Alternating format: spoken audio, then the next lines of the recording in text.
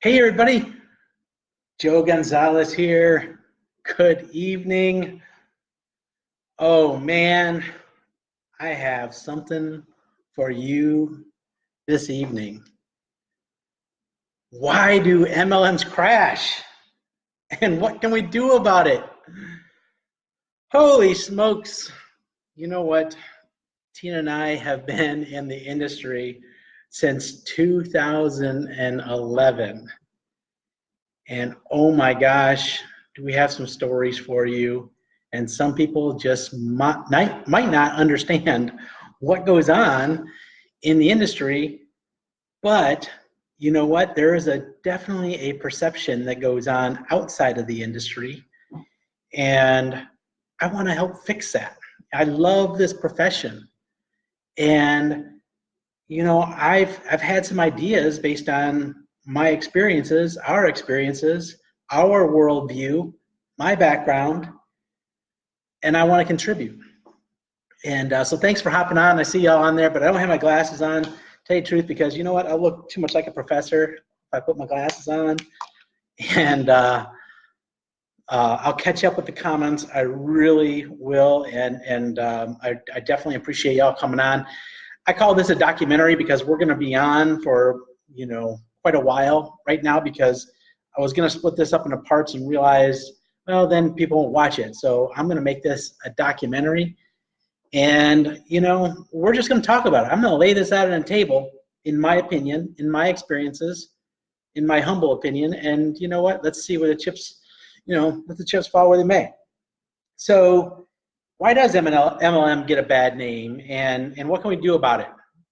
So have you ever wondered why MLMs crash? Have you ever heard that? What was it? 2 weeks ago or 3 weeks ago, we just heard the news about Advocare, right? I think that they just got fined like $150 million by the government. They shut down their network, I believe, in terms of their reps. And then, of course, Herbalife was in the news for many years, and everybody has heard of some company, because let's face it, it's a huge industry, and everybody knows somebody in the home biz or network marketing and multi-level marketing and direct sales, whatever you want to call it, industry. And the government and others, kind of try to crack down on certain practices, because there are definitely some things out there to make it a little bit sketchy, and we of course all want to be operating within the bounds. But the bottom line is that we're a legal industry when you're operating, and your compensation plan and everything is set up the right way, and you're operating the right way, and you're using your company to actually distribute a product, okay, in exchange for the compensation that people receive. And it's just a way of getting money, or getting products out to the market via word of mouth, and hiring independent contractors, the distributors, to be the sales force, as opposed to hiring middlemen, brokers, and being on retail shelves and those kind of things. So the network marketing, the company owners have great products, they want to get out to market, so they hire essentially sales reps, okay? But these sales reps are independent contractors. Now, what people may not understand when they get into the market, because most people, believe it or not, do not read the fine print when they click on, yes, I want to join as an independent distributor. They click on the policy and procedures, and almost every company has a policy and procedures, because the company rightfully has to govern how are people going to represent the product, okay? We don't want people going yahoos out there, just making medical claims, making false statements, all making statements about income and earnings that they can't back up, that they are just blatant lies, because most of the people in the industry don't make that kind of money, so results are not going to be typical. If somebody is talking about how much income they make, that sort of thing. So the government says no to that kind of stuff. The FDA says no to medical claims, and we want to protect the company. That's really what we want to do, and that's our responsibility, is to protect the company, okay? So let's get that straight. This is not about not doing the right thing. okay? The right thing is to protect the company and protect ourselves against legal liability, all right? Now, and then in exchange for you doing those things, you get the opportunity to represent the company and the products and make a commission on sales to customers, okay? In order to do that, they need to sign a policy and procedure or a rep agreement with you, and in those are the guidelines of what you should and shouldn't be doing, those kind of things. Well, there's a couple of clauses in those policies and procedures that most people just skip over, and these things are very troublesome, okay? If people really realize what they are, they're troublesome, but because, you know, if a company has 300,000 reps or 200,000 reps, and people are out there just having fun and want to, you know, maybe make a few dollars, maybe just get their products for a discount, that sort of thing, they're not going to pay attention to that. But if they're interested in building a business, these are really important clauses. And number one is something called the non-compete agreement. You're signing a non-compete agreement most of the time. And then there's a non-solicitation agreement, okay? Two different things. And let me just explain what those are. A non-compete agreement within the terms of the rep agreement in the MLM space basically says that when you sign up with us to be a rep, you may or may not be allowed to represent another product, another company, a competing product. But basically, that non-compete outlines whether or not you can be involved in another business or whether you've just given your life to this company. Now remember, and here's the troublesome thing, you're not getting paid a dime by the company, right? You're earning a commission for sales to the end user, to the customer. And I'm not sure about you. I've been in corporate banking for 20 plus years, and multi-million-dollar real estate deals, been in business for a long time. And the only time I've ever seen non-competes signed is when a company has a key employee, let's say a very good salesperson, and that key employee has all of a sudden has all the proprietary information and all that kind of stuff. Maybe they know how to make the ingredients in the pizza, right? They know everything, and they want to go out and start their own business, and they're actually going to compete against their former employer. The employer says, I can't have that. Sign this non-compete agreement for me, so I don't want you to compete against me. That's what a non-compete does and the purpose of it. If a key person is going to leave and take the company down, or could take the company down, because that person has access to proprietary ingredients, proprietary, information. And what we're talking about in the network marketing world is something totally different than that, because if I come in and I bring my network to the company, I'm bringing them my customer base, my contacts, my relationships. They're giving me the ability to sell their products. I have nothing to do with their ingredients, how it's made, who they can, who else they can list as help to help them market their products. So if I leave, how am I a competitor? I have nothing to do with their ingredients and proprietary, whatever ingredients they use to make their shakes or whatever it is that they have, right? So let's start off right by the bat and say, is that even legal to have a non-compete agreement when you don't have an employee relationship, you're not paying them benefits or salaries, and they're just independent contractors? That's number one. Number two, the non-solicitation agreement. What the non-solicitation agreement says is that if you decide to do something else within the terms of the non-compete agreement, you are not to enroll, enlist, take a customer, somebody like that from our company that's not yours personally, that you didn't bring in, okay, and take them over to that other company. That one's a little bit sketchier, and we'll talk about that because it's it's a different world now. It's social media. I don't know who's who, to be honest with you. Like, I can't tell you if there's 100,000 people in a company or 200,000 people in a company and people are following me all over. I don't know who's customers or what people or who I might have, provided value to, and now they're following me. I just can't control that. Can I control some things? Absolutely, I can control some things. Okay, so these are two clauses that are just, to me, very problematic that we have to do something about. And let me explain to you why these are problematic. Again, this is a documentary, so I'm laying the background. Hang with me for quite a while. You might have to watch this in a couple of parts, right? But here is mine and Tina's story and why I'm so super sensitive to this and why I vowed 2.5 years ago to educate people on this, right? Tina and I got involved in the industry in 2011. After the financial crash, we had realized that we needed to do something else to get kind of back up on our feet. We lost hundreds of thousands of dollars through 401k, through stock options, through whatever. I was 40 years old, had built a great banking career, so grateful to that 20+ year career that I had. But in 2008, 2010, the market crashed, the world crashed. Everybody was, getting laid off or whatever. People were losing houses. Obviously, some people had it much worse than us, but we sold our stuff.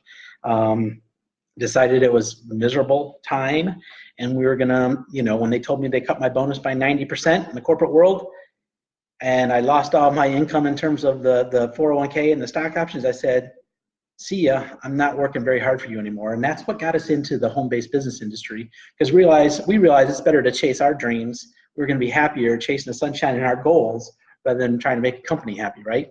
So it was all about freedom. We're gonna go do this.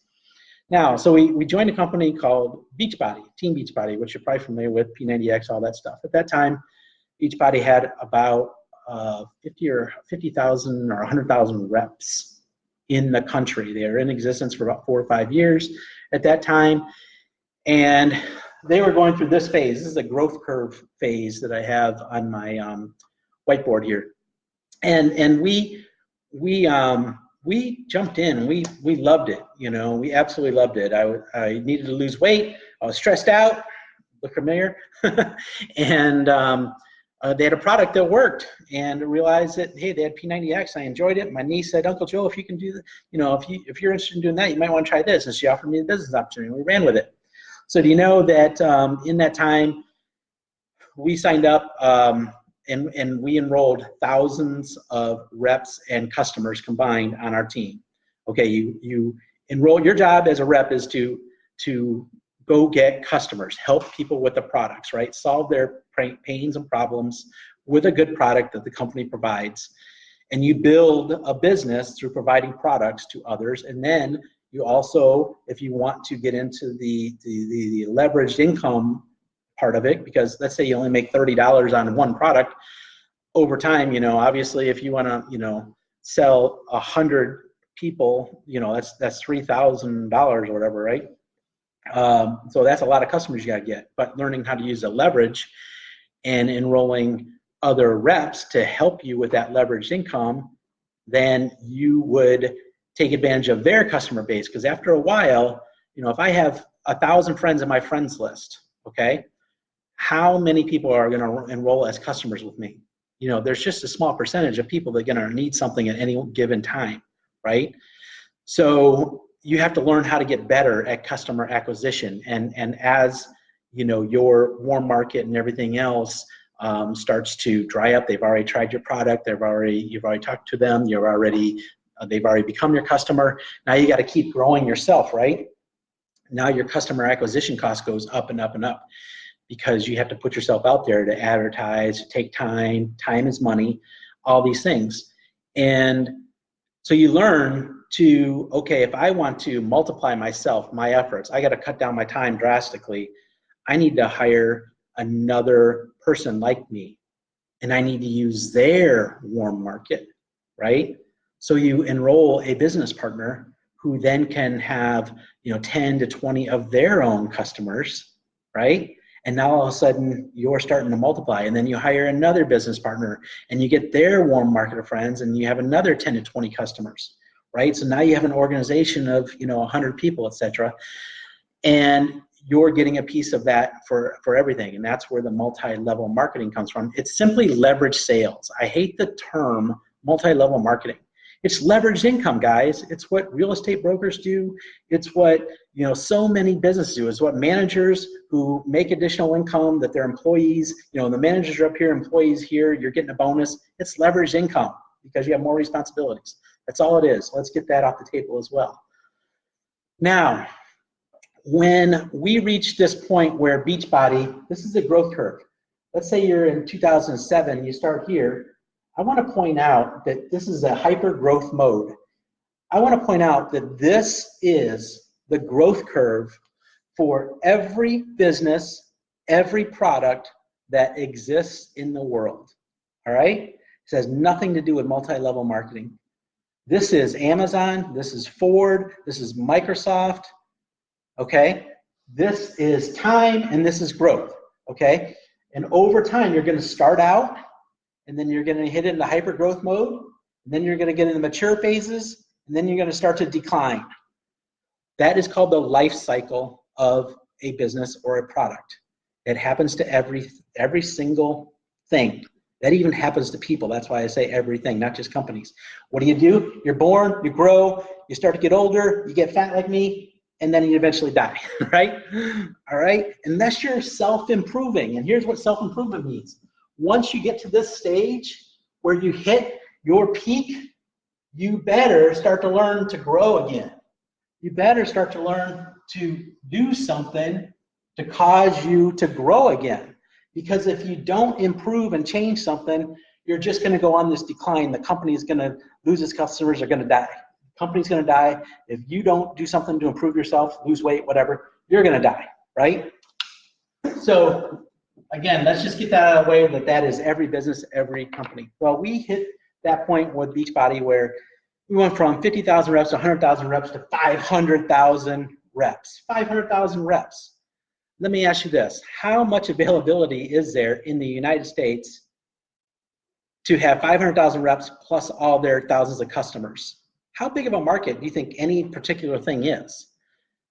You know, if you have a $10 billion market in nutrition space, any company that enters in there is only going to be able to get a piece of the market because they can't dominate the market. They can't have a monopoly. You're only going to be able to differentiate yourself so much, and there's only going to be so much space. This is why if you look at this is why a company like Ford, they come out with new models every 3 years, or any car company every 3 years, because they've reached the peak sales for that model. They got to improve it, or people are going to start, they're not going to buy anymore. The company's going to die, right? All right. So we got to that point with Beachbody, and our customer acquisition cost was too little. We went from zero to up to $250,000 a year in income. And then all of a sudden we start losing 60%. Here's why, okay? 60%. We went from 240,000 to like 90,000 in 1 year, okay? The company, at any time, go back to the company policy and procedures. It says in their policy and procedures, at any time we may change our policy and procedures that you already agreed to. How's that for you? So you know what they did? When we lost our income, we were sitting there figuring out what we're gonna do, and we said, you know what? It says in our policy and procedures that we can do a non-competing product. We chose to do a wine business, right? Non-competing, not with fitness. The company then decides 3 months later, when of course social media and all of a sudden our wine business is blowing up and thousands of people are joining us in a wine business, it's a good opportunity because guess what? 500,000 reps who aren't making money, only 25,000, 50,000 of them are making money, all right? Start following you, and they start joining, and the thing grows, okay? What can you do? You're not gonna turn down people, are you? You gotta survive yourself, right? And so it also says that you could take your personally sponsored people into your new business. That is another thing that's in the non-solicitation. If you enroll them, you can take them, all right? So you do that, but then of course that leads from one person to another person, blah, blah, blah, right? Hey, that's a risk of the business. That's just the way it's built. Now, would you stay inside a burning house? If you're on this end of things, on the decline, and your house is burning down, are you gonna stay there and not try to do something to improve? Shouldn't you have the ability to go out and do what you need to do? You're an independent contractor. But no, you know what happens? The company decides to change their policy and procedures and say, we're going to eliminate the ability for our independent contractors to have another source of MLM income. Yeah, they don't care. You go get a job. You go take time away from your team. You go do whatever you got to do. Go do what you got to do, make money, but don't do another multi-level company. Why do they have a right to say that? You're telling me, a non-compete, that me on social media is going to take down $1 billion company? That's just freaking ridiculous. It doesn't even make sense. My attorney says, Joe, you worked 6 years. What did they give you to change this agreement on you? You built up that company with thousands of reps and customers. That's yours and your teammates. What's the company going to give you in return? I said, nothing. They just said that they can change it. That's ridiculous. They can't do that. Well, we'll see. Boom. March 15th comes, close our accounts. We're still getting $1,500 to $2,000 a week coming in that they claim is, you're working for residual income. They just decide to close your accounts down. All right, how ridiculous is this? All right, I'm going to just display. What are you going to do if you're in my position? You're going to go on the offensive because the company just took our check that we built. You only get paid for work that you did in the past, right? You get paid. You don't get paid today for what you're doing today. You get paid in the future for what you're doing today. So all that work was 6 years of work, and it's gone like that. What do you think I'm going to do? The war is on. Just go look up my YouTube video, my antennas, fired by Beachbody, 29,000 views, all right? And I said, I'm going to change this industry, right? So, of course, thank you, Beachbody. Thank you. You blew up our wine business because now everybody's going over to our wine business and saying, what the heck is going on here? You guys got it going on. We're like, heck yeah, come on over. Heck yeah, come on over. We're not violating because guess what? You just canceled our agreement with you. Now, let's think about it. If you're a company, would you want somebody staying with you and continuing to buy your products, or would you want that person leaving and then declaring a war on you? What kind of business common sense is that? I'll tell you what business sense it is. They see you as a number, and they said, you know what, we're paying these people $100,000, and we can find a savings of $100,000 if we just eliminate them and pick up all their customers and reps, and pick up all the customers. We don't need them. That's what they did. That's what Carl did right there, okay? So now I'm supposed to stay in that burning house because the policy says I can't do anything else? Are you flipping crazy? I got to do what I got to do. I got a mortgage to pay. I got bills to pay, right? So it's all good for everybody when things are growing. When it's not, guess what they're going to do? They're going to try to protect themselves. The people who are in the top, 0.5% of the company, they're all going to say, no, you can't do that. No, you can't do that. And they're going to look for people to slam because they get to inherit their customers and everything else. So they're actually incentivized to go and take your business away. Does that make sense? How much fun is that? Right? So why do you think MLMs crash? It's because they have these policies that force people to make a decision. What am I going to do? And then they want to all label you. They want to label you as an MLM jumper, make you look bad. Instead, what should they have just done? They should help you. If you're having trouble making income and you're an independent contractor, why wouldn't you layer in your income, right? You get there and here's 5 years of building, right? And you decide, oh my gosh, I'm leveling off. I need to do something. I got to do something. I want to keep all my stuff. I want to keep people happy. I'm going to start something else. There's another 5 years. Oh, this one's leveling off. There's another 5 years. Oh, this one's leveling off. Right there, you have a 20+ year career where people could actually have residual income because they're putting layers of things on that they work so hard to go up 5 years, 5 years, 5 years, build, build, build, bring in customers, bring in customers, bring in customers, work so hard. And you know what? Now you've got income coming from 5 different companies because you love the products, you love helping people with the products, you haven't hurt anybody, but instead it's these stupid ass policies that force people to go, well, I'm going, guess what you just did? You just crashed your effing company. Here's this one, you started over again. Oh, and you want to know what they do? They say, boy, a lot of companies say, we need to start a company. I'm going to go get some experienced people, and I'm going to have them launch my company. And guess what? Maybe I'll pay them. There's some people out there that get fixed positions, that get paid to go start a company, and then you know what they do? They grow the company, and then when you reach that point again, you know what they do? These people say, oh, I got another opportunity, so guess what I'm going to have to do? I'm going to have to burn this effort, and they crash it again. Instead of having a conversation with the owner, with the people, and saying, you know what, you're so good to me. I appreciate what you've done. We've made lots of money with you. We've got thousands of satisfied customers. But things are just getting tough, and I'm starting to lose my income, and we haven't come out with any new products. We haven't expanded into new markets. You know, I need to do something for my family. So how about, since I brought you all these customers and everything, that we're just going to stay here and we're going to love it. We're going to continue to support people, but we're just going to start something else. All right. What if somebody had that conversation? What would be so bad?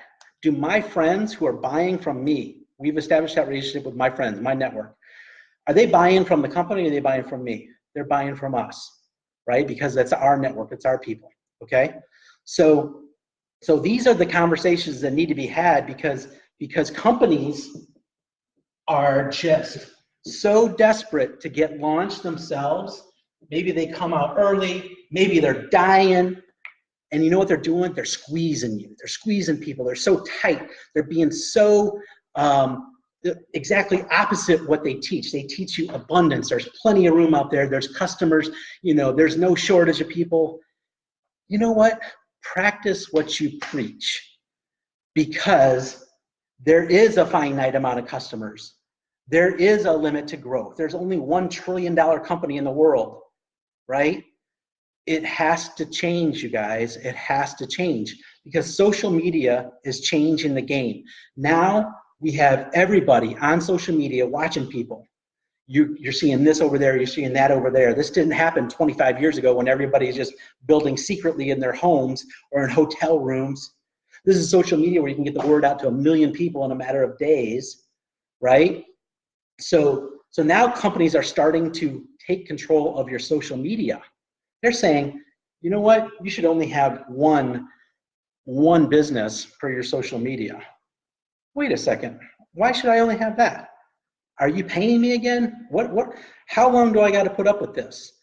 Why do you think my friends really care whether I'm selling them a nutrition product or I'm selling them a hair care product? I'm not selling that.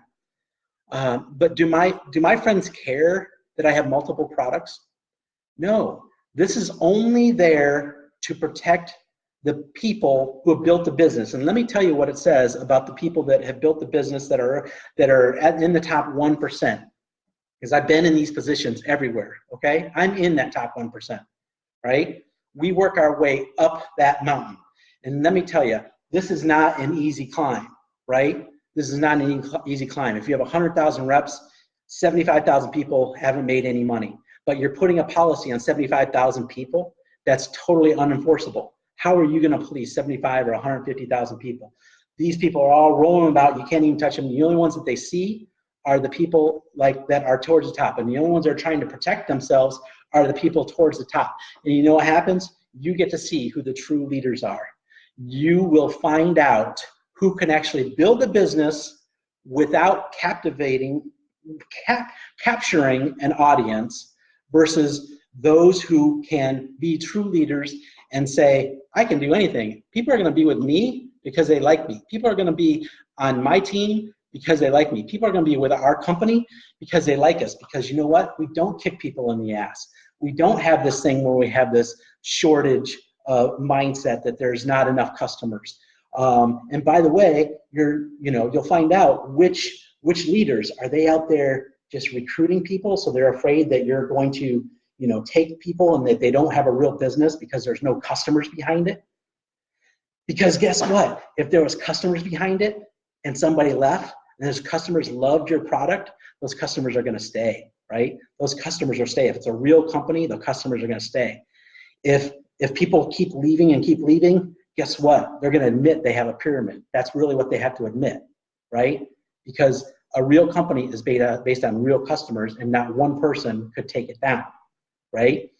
And so these are the things that we all need to figure out how to fix in this industry.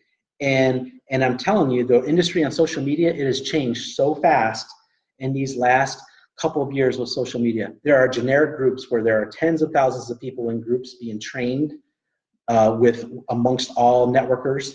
There are people out there that train to go after other networkers, because what's the fastest way to build your business is to multiply it, right? There are people out there who are putting themselves out to be coaches who aren't really coaches. There are people out there who are training people as a clever way of marketing, because what they're really doing is setting you up for when people decide that they're done with one company, they're now built that relationship with you to come over there. Very clever marketing. Hey, I'm not saying anything against it. That's what you got to do. That's what you got to do, right? But you know what? I'm not going to be the hypocrite. I'm the one that is going to call out the fact that this goes on in the industry, and what's really happening is, instead of increasing their acquisition cost of customers, they're actually going out to recruit, okay? And they're doing it in a sly way, when in actuality, if somebody has forced to take a job because they're not making enough money, and the upline isn't complaining about them going to take a job, if the upline is complaining because their focus is taken away because they decided to do another company and another business, what are you really saying? Because you're not complaining if I take a job, but you are complaining if I'm not building the business. So what you're really saying is, you're angry because I'm not building your business, or you're angry because I'm not building my business. Which one is it? Let's call a spade here, because you're okay with me spending time elsewhere. Either way, your focus is not on building that business, right? And even if you're one of these trainers, your focus is not on going out to get customers and training your team and all those things. Your focus is on another source of income, creating that so you can eventually recruit people. That's what it is, right? What's the difference? I agree. People should have multiple streams of income. I don't care whether that's a job or whether that's multiple products that you represent, or multiple companies, or dividends, or whatever it is. Who cares? We're independent contractors. Does Lyft tell Uber that they can't drive a car? Does a general contractor who has to hire subcontractors tell the subcontractor, you can only work with me? No, they can't do that. Can a company with a independent contractor agreements tell somebody how to do their business and how much time to spend on their business? No, they cannot. And if people are pressuring you like that, what are they actually doing? They're telling you how much time you should spend on your business. Guess what? You have no right to tell me or anybody else how much time is on business.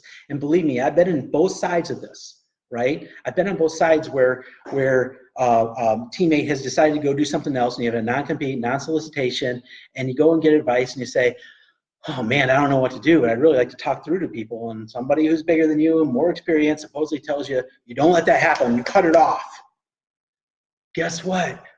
I try to talk to people. The people that I talk to, great relationships with to this day.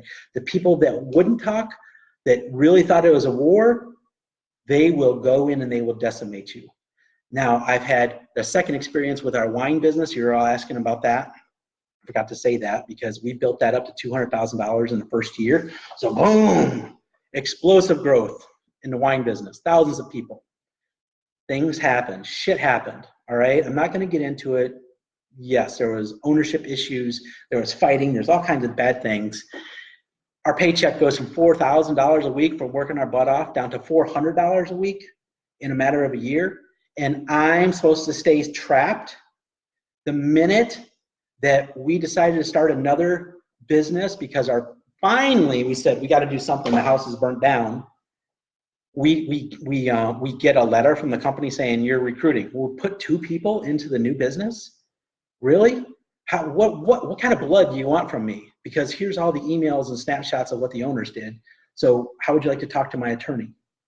That's the end of it, right? They're doing these things to scare people. They do these things because they want to abuse reps. They know that the reps don't have the money to fight back, okay? Now, I'm not saying go do anything illegal. I'm not saying go cross-recruit and go crazy. But what I am saying is understand what you're getting into. And what I am saying is that there are ways to handle this and ways to improve it, because here's what's going to happen. There is no other industry where it goes like this, like this, like this. Companies go out of business, I should say. Companies go out of business all the time. But we can improve this by changing that policy to allow people to layer on income and being social marketers, right?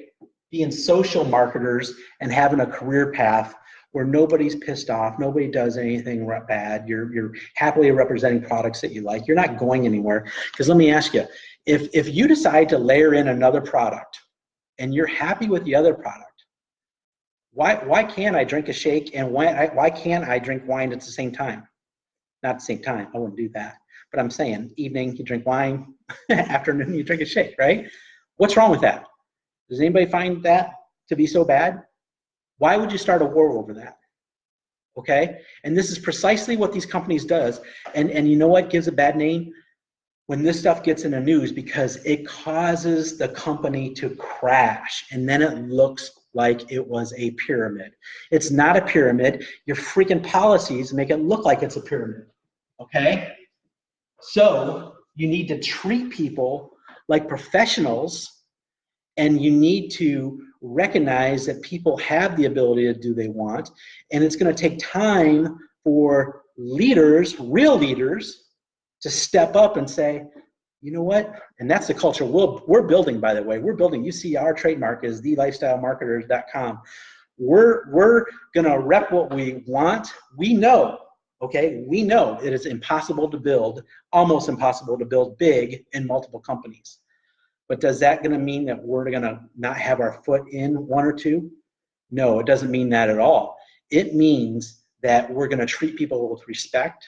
We're going to treat people like professionals. We're going to treat people like independent contractors instead of trying to get the best of both worlds, where companies are treating them like employees and abusing them and not paying them. So they're trying to get the best of both worlds.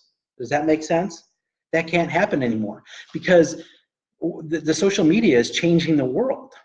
You know, we're one big network. We're like this, and we need to change with it. Okay, we need to change with it. And what was I going to get at here? Oh, here's another thing. Let's say that somebody is not leaving a company, right? They're not leaving a company, and they decide to layer in something else. What exactly changed in the first company? Nothing. No orders changed, no positions changed. The only thing that's changed is somebody may have dedicated some different time to something else. But whose right is that time? Who's entitled to that person's time? Nobody. Nobody is entitled to that time. Nobody is entitled to live off of a downline's income and efforts forever. If you're sitting there as an upline and thinking that, oh my gosh, I have a downline of 3,000 people, I don't have to do anything. Guess what? And then you get pissed when those freaking people who aren't making as much money as you go do something else. Are you fucking kidding me? You don't have the ability, you don't have the right to do that, right? You cannot say, you cannot control people like that. The company can't control people like that. These are my opinions. These are my opinions. I'm not going to treat people anymore the way that it was done to me. And you know what? When we lost our wine biz and a ton of people before that started going over to a new biz, we said, God bless you. You know what? Megan, love you. Great job over there. Kelly, great job. I don't care. Do what you want to do, because you know what? You got to take care of your family. And we still have a great relationship with those people. What can I do? I can't stop them, right? My job is to provide a home, because you know what? It's going to come back. If you're in this business long enough, people are going to come back to you. You're going to be somebody's upline when you were in their downline before. All right? This is what's going to happen. So I'm just going to be, or here's the other thing. Again, if somebody decides to leave and layer on another company, what changed? Nothing. Did the volume change? Did the position change? No. Now, if somebody decides, oh, I'm going to take legal action against these reps, go right ahead. Go right ahead. You want to know why? Because then, Mr. Company Owner, I'm going to make you open up your books and show me your volume charts. Show me where the volume dropped off because of me or somebody else. Nobody's being blatant, or nobody is suggesting you blatantly and systematically recruit people. You're not there to launch from another company, okay? Nobody's suggesting that. But here's the deal. It could rarely happen where somebody really has done something damaging to a company, especially when they're staying, because nothing has changed, right? In the case of Beachbody, when your volume falls off by 60% in 1 year, and that's gone off company-wide, do you think they're going to be able to say, Joe caused our company to lose $400 million in sales in 1 year? Really? Little old me? You can't even prove that that $10,000 was gone. You know, that $10,000 in volume and commission were gone, but you're going to take away my $100,000 a year residual income because it makes you feel better? Because you don't want to compete against me? That's ridiculous. When you're doing that as a company, what you're really saying is, man, this person is better than me. I can't even build this company now. I don't have the ability to add customers. I don't have the ability to recruit. This thing, whew, what are we going to do now? No. You got to be better as a company. You got to have better products. You have better compensation plan. It's like if your spouse cheated or you cheated on your spouse or whatever, are you going to blame the other person, or should you really be saying, what kind of home am I offering to people, right? If you were working at a company and you know, you're working for a company for 15 years and you decide you want to test the water someplace else, what is a good manager going to say if they like you? Hey, Joe, man, you've been great to us. Is there anything we can do? You know, is there anything we can do better here as a company? We hate to lose you. Do they say, if you're a good employee, did they say, don't let the door hit you in the ass on the way out? Did they say, oh my God, you're not going to do that? We're all going to, you know, hate you on Facebook and start throwing daggers at you? No, they don't. You know, that's not the way the real world works. So if you want to improve this industry, if you want to attract big people who say it's not a pyramid, if you want to attract, you want to put multi-billion-dollar companies on this level of other multi-billion-dollar companies, it's very simple. You treat people better. You don't have a structure that makes them think that. You give people a career path, not a crash and burn path. Okay? So these are my 2 cents. You can go ahead and research things out, non-compete, non-solicitation. On the non-compete, hey, you know what?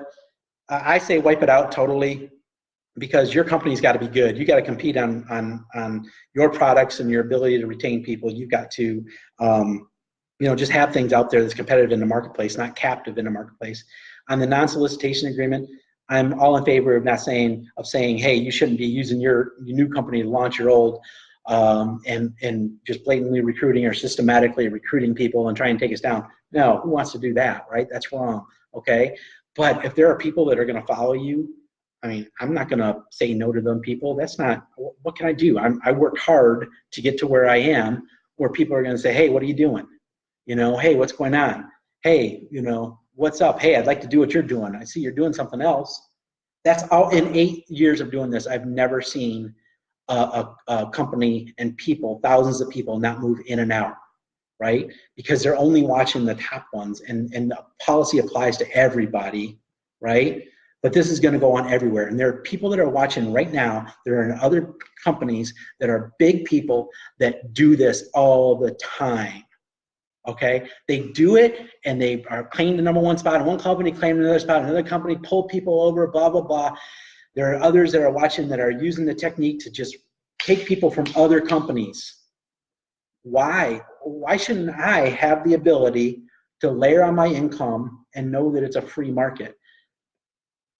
this business is supposed to be about freedom and independence, okay?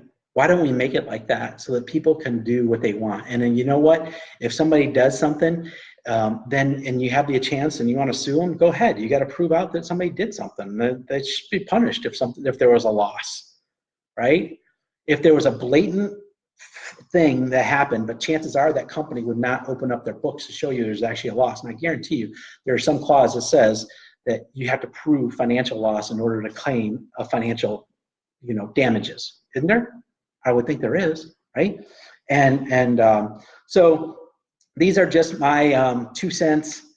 I hope that people take a look at this more seriously and know that you want to find a company that is going to provide a safe place, something that you're not going to feel like you're going to lose your paycheck after working so hard, because I'm done with that, right?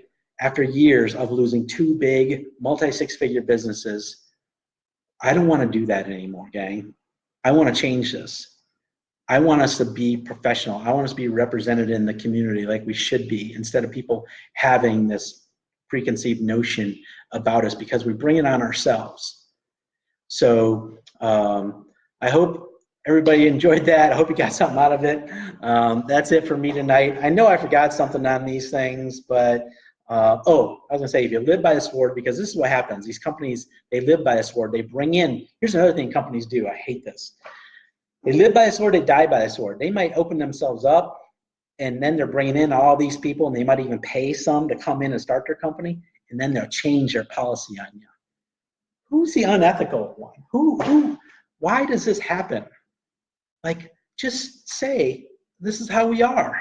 This is how we are. And a couple things might have to change here and there, but you know what? If you paid somebody to come into the business, don't be freaking surprised when they take their team and leave in an act of war when something isn't going as planned, right?